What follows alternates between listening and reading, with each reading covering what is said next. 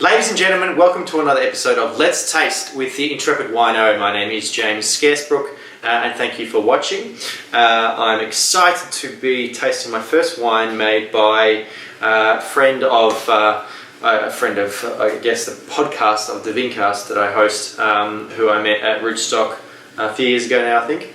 Bob Coleman. This is wine, part of his brand, his new brand.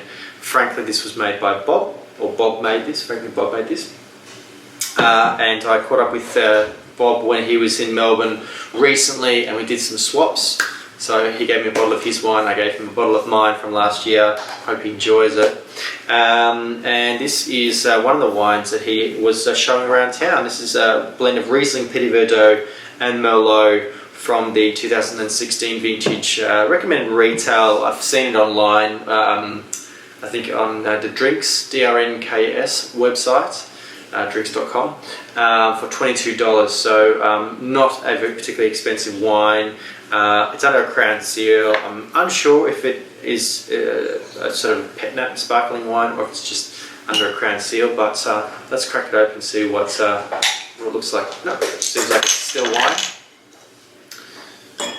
So I guess this is a somewhat old way of making a rosé, which is a blend of white and red wine, and it's as far as rosé goes, it's pretty dark, so it's more along the lines of a red wine. Definitely shows the varietal characteristics of the Merlot Petit Verdot, two Bordeaux varieties. I think probably the Petit Verdot here is contributing a slightly dusty, slightly herbal, green character. The Merlot giving that sort of sweet blackberry. The Riesling's not really jumping out of the glass for me. Let's taste.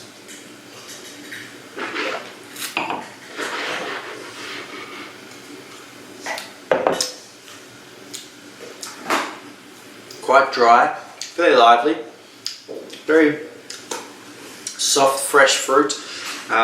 It certainly doesn't look super ripe like you might expect Merlot to be. Again, I'm not seeing a huge amount of Riesling character in this wine. It looks more like a light red wine than a rosé. Yeah, it has a dry, slightly sort of savoury finish to it. Very easy drinking wine. I sort of quite late on the palate see some of the slightly raw characters from a wine made with very little intervention. But it is quite pleasant. I think it's a wine you could have on its own. It's very quaffable wine, but also would be interesting to have with certain foods as well. So I think that's a really great bottle, of which there were only 547 apparently. This is a bottle 131.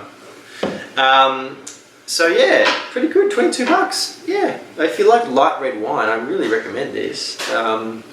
I think it's fantastic. So thank you very much, Bob, for generously giving me a bottle of your wine. I'm keen to see some more, and hope you're finding great success out there with the wine lovers. Thank you guys for watching this video. If you did enjoy it, please hit that like button. Please leave me a comment below. Let me know if you tried one of the Bob Coleman wines.